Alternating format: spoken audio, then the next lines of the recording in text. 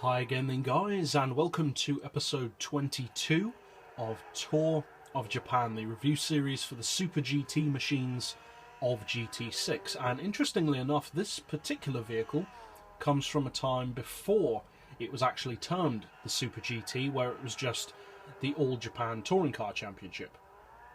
Now there are a couple of others which I've already featured, which were also from before that name change period, but as far as I can remember, this is actually the oldest Super GT class car in the game.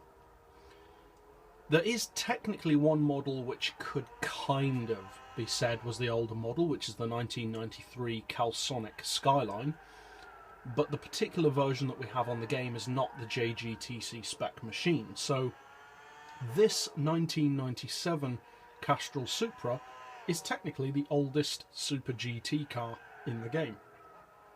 So what does it have to offer? Being an older model, it's obviously significantly different to the newer models visually. It has much more of a slimmer, more streamlined look to it, almost just like a modified road car, rather than a massive wide body kitted, more modern JGTC machine.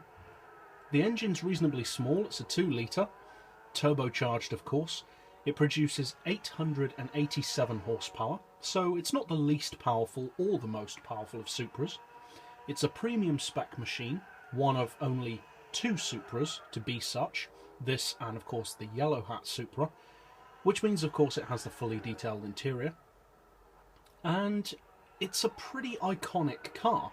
This car's been on Gran Turismo 2, if not Gran Turismo 1. I never played the first game, so I'm not sure if it was on there, but I know it was on Gran Turismo 2.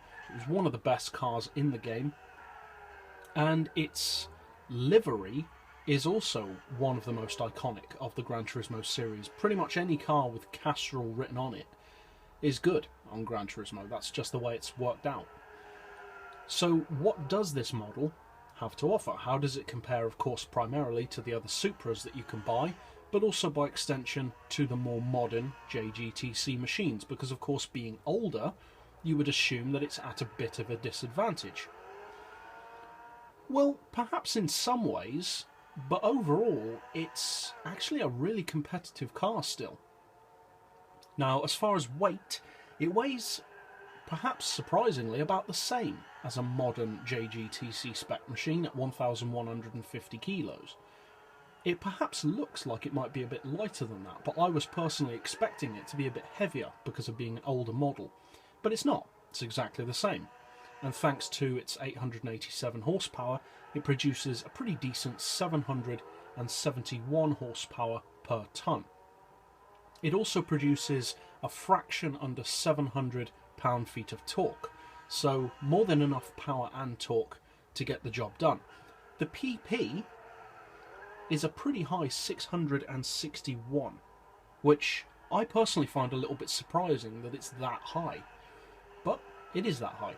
And as far as price, it is one of the slightly more expensive JGTC machines, certainly one of the more expensive Supras at 900,000 credits, putting it 150 grand higher than most of the other Super GT cars. So is it worth that extra 150 grand? Well, from a performance point of view, most of the Super GT cars that are on the game, with the exception of 1 or 2 outstandingly good models, tend to be very similar in terms of the kind of lap times they can actually give you. Because, as I've mentioned before in the series, there is far more similarity between the cars in the Super GT series than almost any other GT class of racing, because that's what the regulations dictate. There's far less variation. I mean, most of the cars on the grid come from like 3 or 4 major companies, whereas in more European style GT class racing, you'll have far more manufacturers displayed than that. Now, over the years, there have been non-Japanese cars that were featured in the series. There's actually one non-Japanese car which will be featured in this series, which may surprise you that it's a Super GT class machine, but I think you'll be pleasantly surprised when I release that episode. But by far, the majority of cars that are on the game in the Super GT class are, of course, Japanese.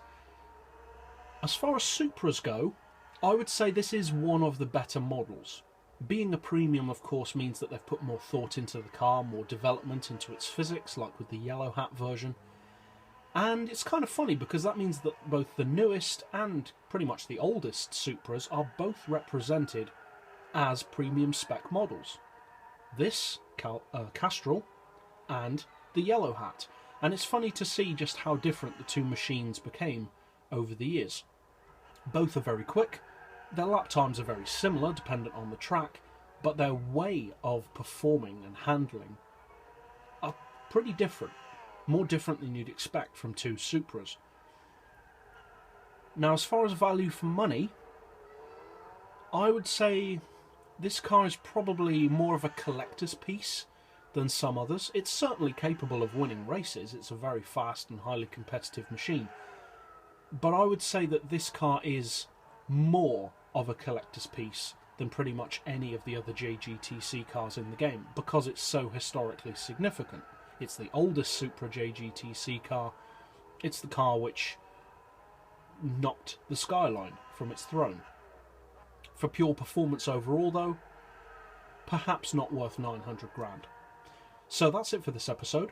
I'll see you guys next time, and as always, thanks for watching.